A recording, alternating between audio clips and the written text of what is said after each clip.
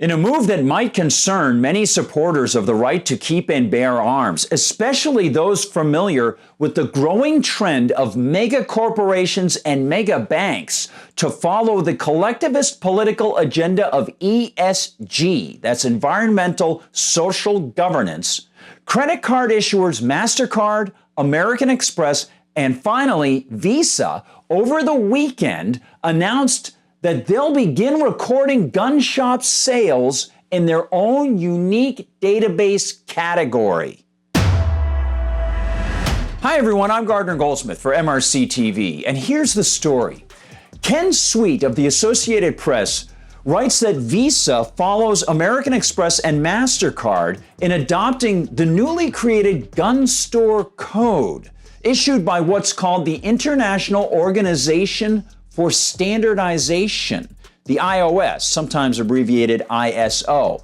And what concerns gun rights advocates is not just the fact that the iOS, aka the ISO, is a Geneva-based nonprofit started in 1947 in which representatives from all over the globe, 150 countries, and their bureaucracies then set standards for the entire planet for numerous commercial measurements, except for electronics and electrics-related products. No, what concerns gun rights advocates is much darker and more foreboding for the future of all private market commerce.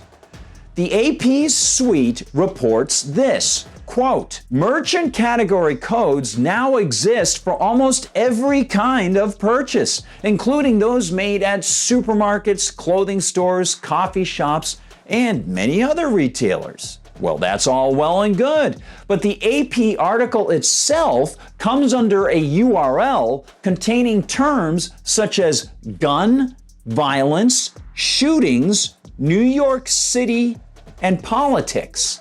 And Sweet also notes this telling comment from New York City Mayor Eric Adams. Quote, when you buy an airline ticket or pay for your groceries, your credit card company has a special code for those retailers.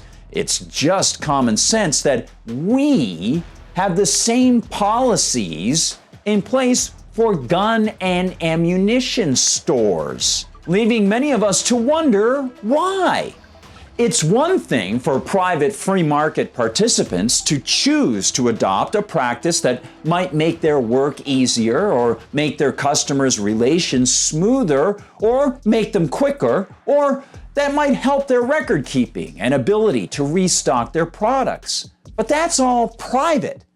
That's up to each seller and the customers to decide what they prefer. Why are we seeing a comment like that from Adams? And why this one?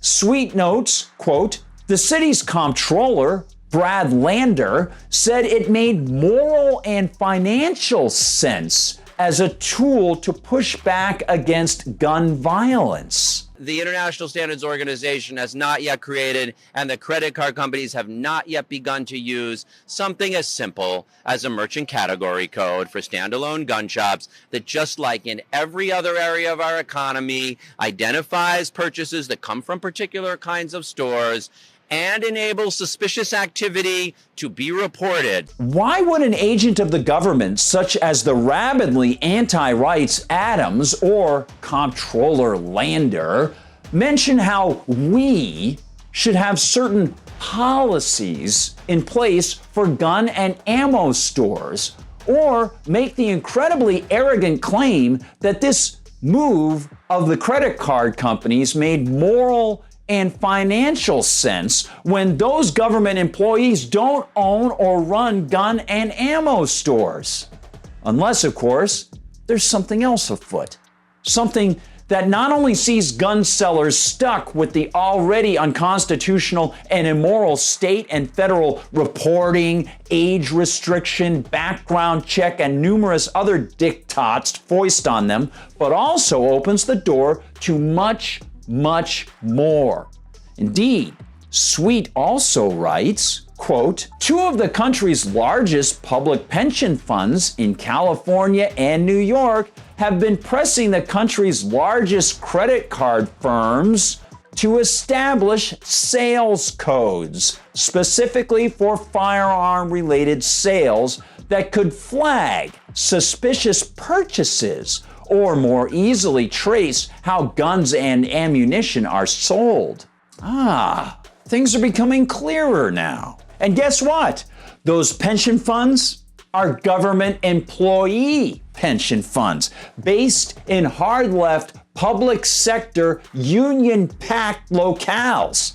Notes Sweet, quote, Lander is a trustee of the New York City Employees Retirement System, Teachers Retirement System, and Board of Education Retirement System, which together own 667,200 shares in American Express, valued at approximately $92.49 million, 1.1 million shares in MasterCard, valued at approximately $347.59 million, and 1.85 million shares in Visa, valued at approximately $363.86 million.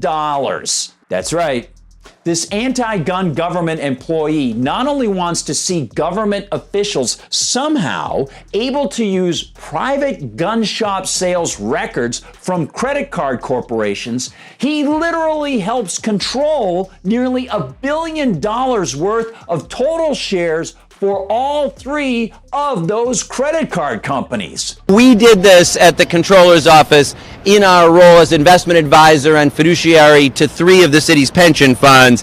Which brings us back to ESG and why so many pro-liberty people are sounding alarms about it.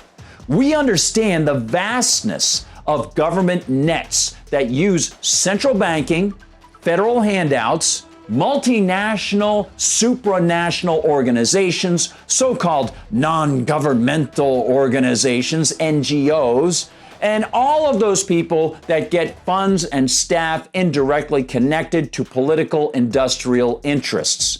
How they use regulations and bailouts and steer policy to incentivize corporations into the preferred political blocs.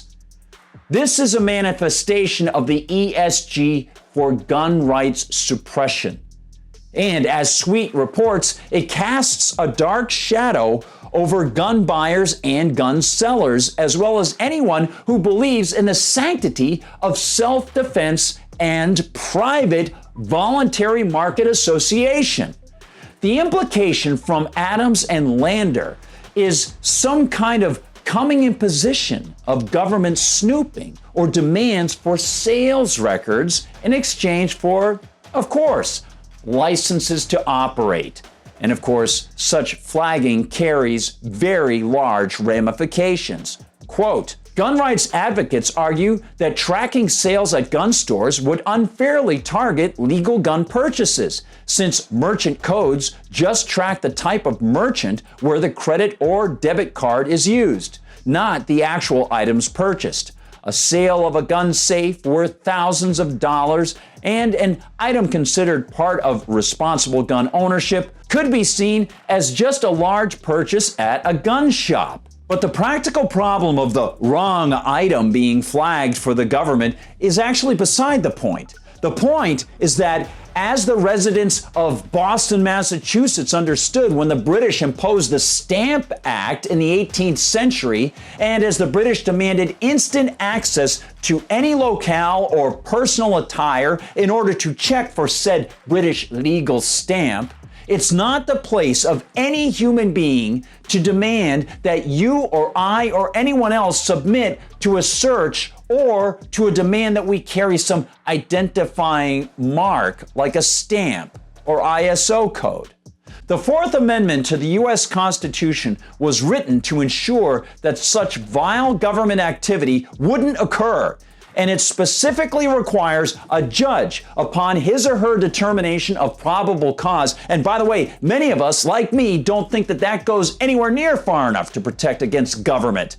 It requires a judge to issue a public warrant, citing the person to be searched and the item or items sought by the government. This deft move by Lander and the international ISO bureaucrats not only stinks of ESG maneuvering, wherein, of course, giant corporations like the credit card corporations and the banks with which they are affiliated steer themselves towards pleasing leftist, woke government regulators, and of course work towards receiving the fascistic government rewards that they can get, rather than trying to stand on principle and please customers. Well, it also looks like another vector for states with gun-grabbing red flag statutes that they can use to target people for property seizure without trial or even an accusation of a crime. As noted before, the ESG web is extremely wide. Canadians already have seen Prime Minister Justin Trudeau work with banks to freeze accounts of people supporting last year's trucker protest. And the government fibers comprising the ESG web are becoming stronger all the time. They're sourced from the spider of central banking in virtually every Western nation, and they are spread by politicians, media flacks, corporations that have decided that their bread is buttered by bureaucrats and government rather than actually pleasing the customer. And of course, as we've seen in the case of Lander, the public sector unions have a lot of power as well. The statist influence in our lives already is too big. And this news inspires one to wonder how we can break free. Perhaps using cash? Perhaps with barter? Perhaps with gold or silver or crypto? Who knows? Sounds almost biblical, doesn't it? Amazing, amazing information. This is a very, very important story. I hope people will spread it around as much as possible and watch out, because there's a lot more of this coming.